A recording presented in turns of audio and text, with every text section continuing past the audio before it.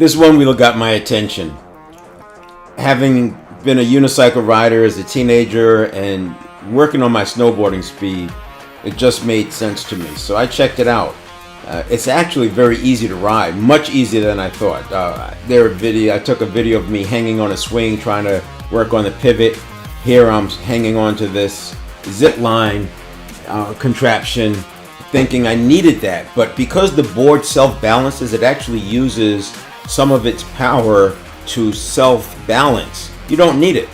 Really, all you need to do is maybe hold on to one railing and just move back and forth, get a chance to understand that. As a matter of fact, unlike snowboarding, it's so much easier to regain control if you're having some trouble just by leaning back.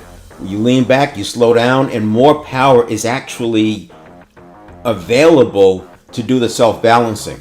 This was a major learning, and I didn't really understand it until like the third or fourth day, and I didn't read about it until after the fifth day. So what you see in this video does not include me understanding that. I'm on a soft surface here, and that's causing a little bit of the wobbling. When you're on asphalt, you're not going to get this, but the soft surface actually helped because I wasn't worried about falling.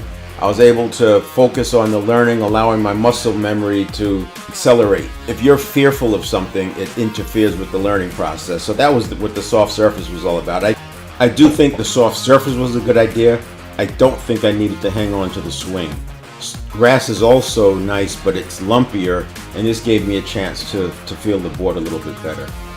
This is my third day, mainly focusing on figure eights, going up and down the hills, drilling, working on speed. Got up to 12 miles per hour and wanting to make those tight turns. And as you can see, I mean, I felt pretty comfortable on it. I would say the soft surface is not indicative of what it's going to be like on the hard surface. It's different. I'm not going to say easier or harder, but the turning is different. If you can imagine rolling a styrofoam cup and how it goes in a circle, that's sort of what happens when you lean this thing. The tire deflects, and as it deflects, it has that sort of shape of a styrofoam cup, and that's why it's able to turn so sharply. So if you can imagine a soft surface, the tire doesn't deflect as much because the surface is absorbing some of the weight transfer. This is also an important reason why you want to have consistent tire pressure. The deflection will change based on your tire pressure. So here's day 5. I'm out here at a meadow area simulating the progression of skiing or snowboarding, where you start off on a green trail and then you go to the blue and then you go to the black diamonds and then double black diamonds. The thing about this board is that because it's electric and you can pretty much be riding it on asphalt at 20 miles an hour within 2 or 3 hours of getting it, it's sort of like learning to ski and then going straight from the green right to the black diamond all in the same day.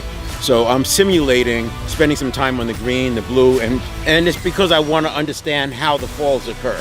So I've only fallen like twice in 5 days.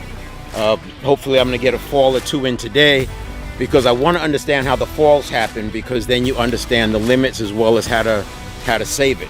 There are stumbles. I can run off the thing, so if I'm doing 14 miles an hour and I stumble, if I can catch up with my speed, I'm good and I don't fall. The other thing I'm going to do is run the different profiles. So digital shaping, the easiest one is Sequoia. Top speed is 12 miles an hour. The most difficult, or I should say the most responsive, is Delirium, and that's where you can go 20 miles per hour. The others are 19, but more forgiving. So you think of it like recreational skis versus slalom or race skis. And essentially what I'm going to do is start working my way up. You know, this is 5 days. I should be like a blue square type border, okay?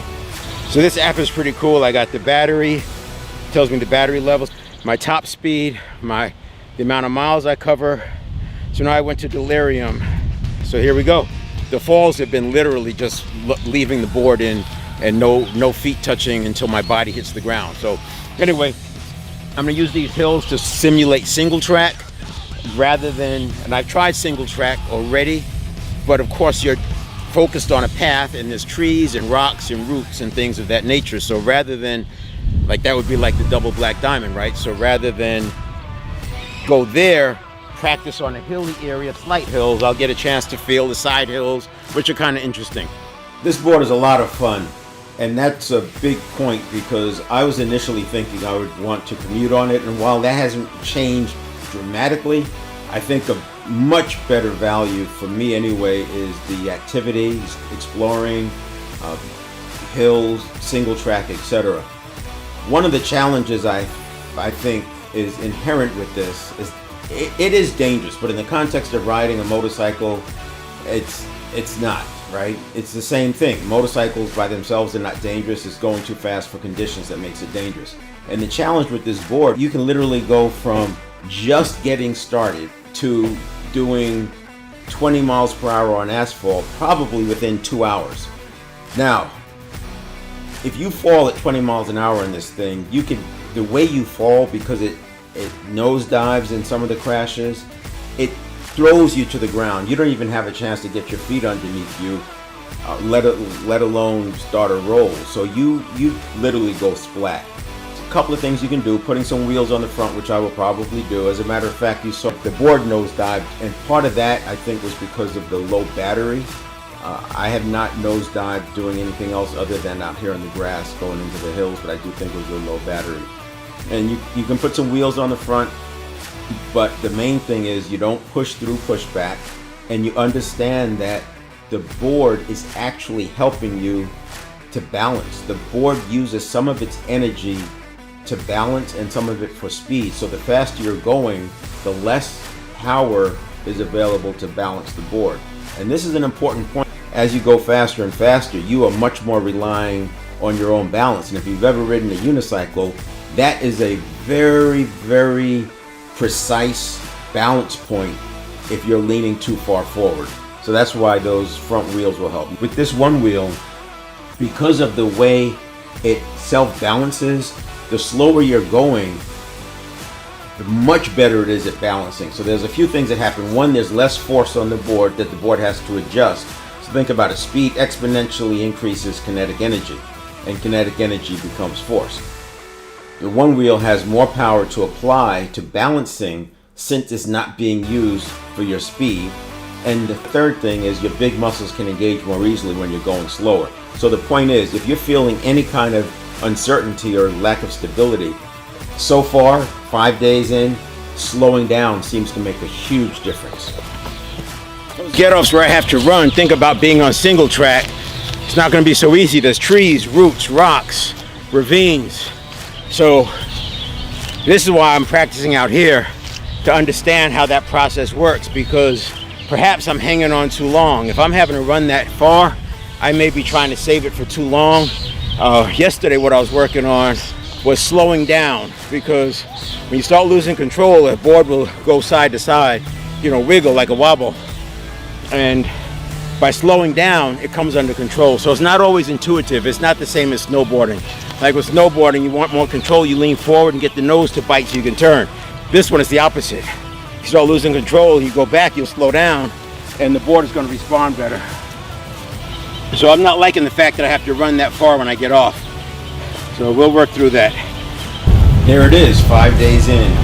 The next day I spent some time in sand, heading down towards the lake, and also did some single track. The practice is definitely paying off. I think now the challenge is getting more comfortable with longer hills. Here's some turns I'm also working on, just S-turns back and forth. That's going to be really critical on the asphalt. I want to get to the point where this is very natural. You can see I'm still kind of tensed there, looking for those balance points. I want it to be automatic muscle memory. So there you have it. I'll check back in about 30 days and we'll see how things go.